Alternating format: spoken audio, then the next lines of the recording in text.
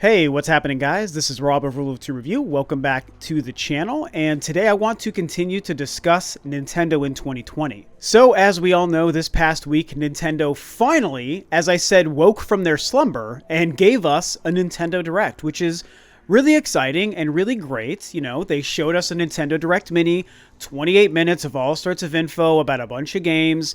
And, you know, people are on all sides of the fence. Some people really liked it. Some people really hated it. A few people in the middle, which is kind of where I lie. But at the end of the day, it was just nice to finally hear from Nintendo. As we all know, 2020 has been weird. It's weird for planet Earth. It's weird for all of the human race. It's weird for a ton of different industries across the world. And that, of course, includes the video game industry. And within that, we've been waiting to hear from Nintendo because in 2020, they've only given us a few game-specific Nintendo Directs about games that we already knew existed. And we've been waiting to kind of understand from them what their plan for 2020 was. A lot of us, myself included, came into 2020 thinking that they were going to be killing it this year. I truly felt that 2020, almost from the jump, was going to be a great year for Nintendo. I actually predicted that back in probably October or November. And of course, because things have been so weird and unusual, that hasn't been the case. We've only known about Animal Crossing and Xenoblade Chronicles Definitive Edition. The only other notable exclusive big release for them this year is No More Heroes 3.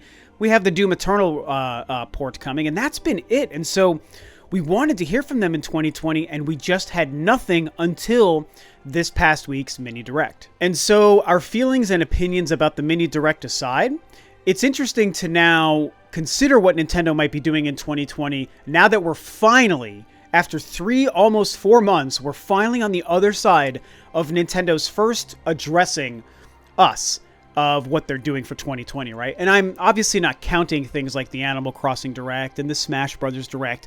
Those are nice and great for what they are, don't get me wrong, but it's not the same as Nintendo talking to us about just their business, their plan, their schedule, even discussing the health situation a little bit, which they did mention at the beginning of the Direct, and kind of helped confirm the fact that it has been affecting their business, and they even state that because of this, a lot of the games they have already talked about are even subject to change as far as their release dates. So anyway, the point is, whatever we feel about that, we're now on the other side of it. And so does 2020 start to take shape a little bit more? And I honestly think that yes, it does start to take shape a little bit more. One of the notable things that a lot of people took away from the Mini Direct is the fact that they really had very few brand new game announcements of games we didn't know were coming to the Switch. And of those few, there really was no big ones. I mean, most of them were ports, and some of the ones that weren't ports were just weird things like like a board game collection game and some indie game about working in an office or something. You know, games that are fine. I'm not saying that they're bad games, but they're not to the tier of what we want, right? And we also got no new Nintendo game announcement. They only focused on Xenoblade Chronicles Definitive Edition, a Smash Brothers DLC character with the ARMS character, which is cool, and Animal Crossing and Pokemon DLC updates and content. Like, that's all Nintendo talked about first party. We're still waiting to understand what else Nintendo is planning to give us in 2020, which is strange. But because we're on the other side of this Nintendo Direct, I think that Nintendo got their initial sort of, I don't know, conversation about their 2020 business out of the way. They've gotten some of the smaller tier stuff. Here's all our ports. Here's updates about all the game releases you already knew were coming. No surprises yet, but here's this stuff just to get it out of the way. Now we're coming into Q2. We're just a few months away from the period that was E3 where we expected a Direct. And so Nintendo is probably going to start opening the floodgates pretty soon here.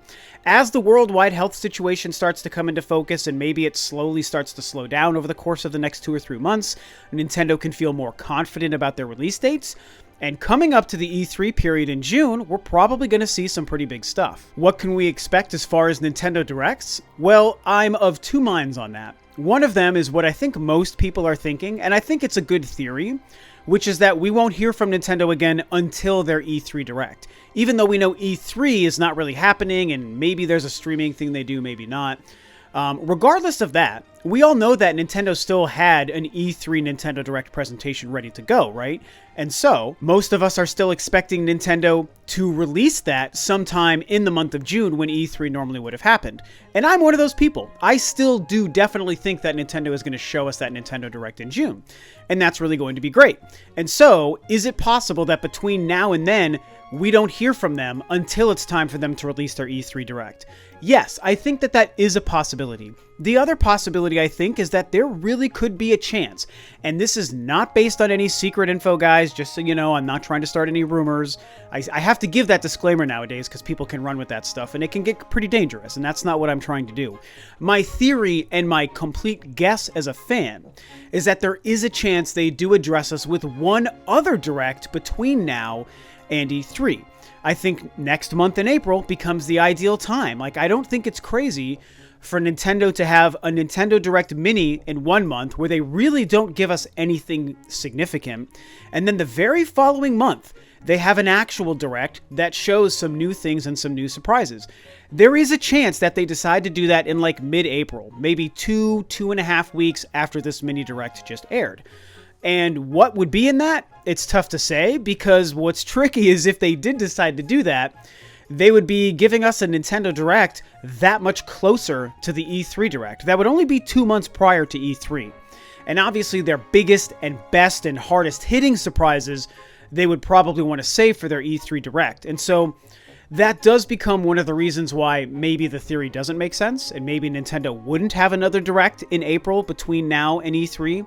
But I just think that there's enough of a chance, and this year is so weird and everything is so unpredictable, that it's worth at least bringing up that I think there's like a 20-ish% chance Nintendo might have another Nintendo Direct ready to go in the month of April before E3 comes around.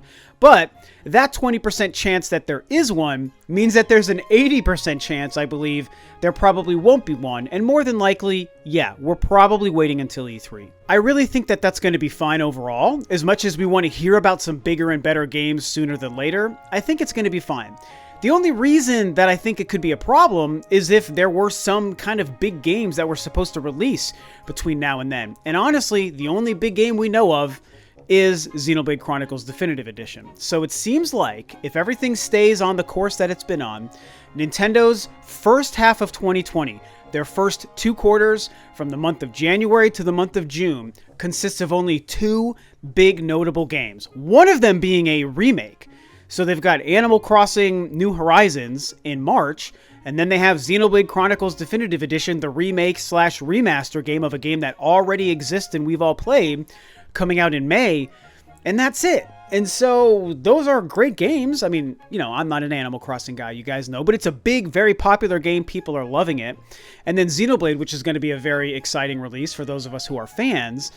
And that's it. And it's like, wow, what a weird first half to 2020. That has to be hurting Nintendo's bottom line to a degree, because even outside of that, there hasn't been that many other games releasing that are ports or multi-platforms or anything else. There's been a couple of scant indie games here and there, and that's it. I mean, literally, I've realized this. The only game I've actually purchased on my Nintendo Switch in 2020 is Metro 2033, of the 2 Metro remaster games that they released a couple of weeks ago. That's it, you know. There has been an indie game called 3000th Duel that came out that I reviewed, and that's a great game that I would have purchased. I was fortunate enough to be provided a review code, so that game kind of counts. But other than those 2 games, that's it. And both of those games were already released in the past, and they were really just ports of prior existing games to the Switch.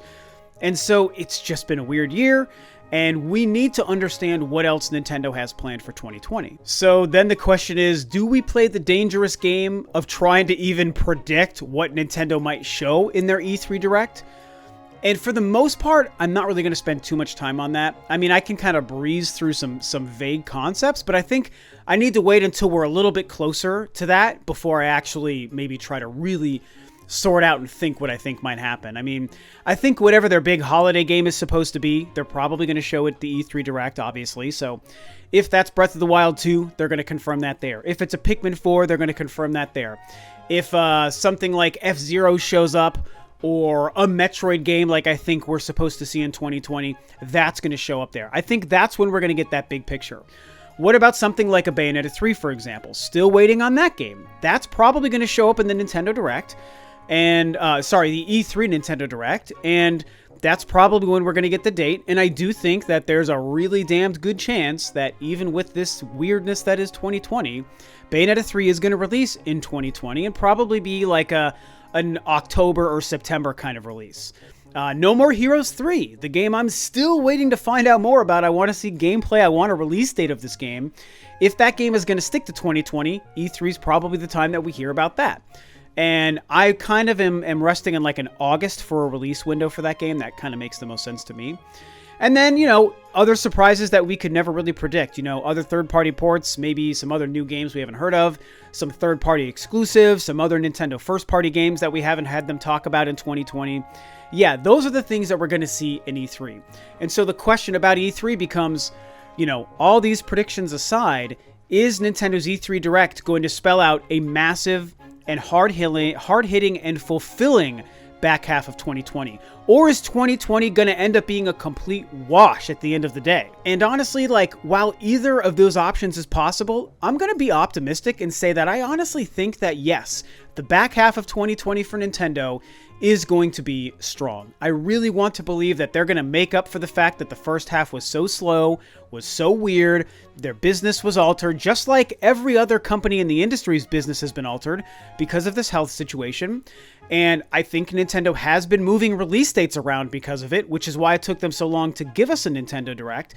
And once they can start opening the floodgates around E3, if this health situation is under control, by the way, that's kind of the asterisk here. If that's the case, yeah, I think they're going to open the floodgates at E3, and I think we're going to see a very packed and fulfilling back half of 2020. Does it run the risk of maybe being too packed? Yeah, that could also happen. That could be a weird negative byproduct to this, but I think we'd all prefer to have too many games to play than to have too few games to play. And so, I'm being optimistic here, acknowledging that, yeah, there's a chance that maybe they do give up on 2020 and they have like one or two games to pad out the back half, and they're just going to say, hey, 2020 is a wash, we're going to wait for 2021. It could happen, but I just don't think it's going to. And yeah, so optimistically speaking, I think that we might actually see a really strong back half of the year. Just my quick theories and predictions and opinions based on my opinions, really just as a fan. This is just kind of my assessment of the situation. I feel like if anything, they need a strong year for the sake of their investors. And so making up the lack of the first half by releasing a bunch of good stuff in the second half could really help Nintendo out. Do we see a Switch Pro or like revised hardware of some way or shape or form? I mean, I don't know. I don't even want to get into that here at the end of this video. I know some people are thinking about it, but I just don't know if I believe too much in that anymore. So to me, it's all about the games when it comes to 2020, and it's all about that E3 Direct, and if they can show us that they're going to give us a bunch of stuff to be excited for in the back half. And, again, like I said near the beginning, there's that off chance that there is another Direct planned between now and E3. And so if that happens, man, the sky is the limit if that happens. So, like I said, I'm 20-80 on that, so I wouldn't put too much money on that. And I think, you know what? That being said, I think this video is a wrap. So share your opinions and your thoughts below about what I've had to say here. And yeah, thanks of course as always for tuning in, guys. This is Rob of Fils-Aime Review, and I'll catch you next time on another video.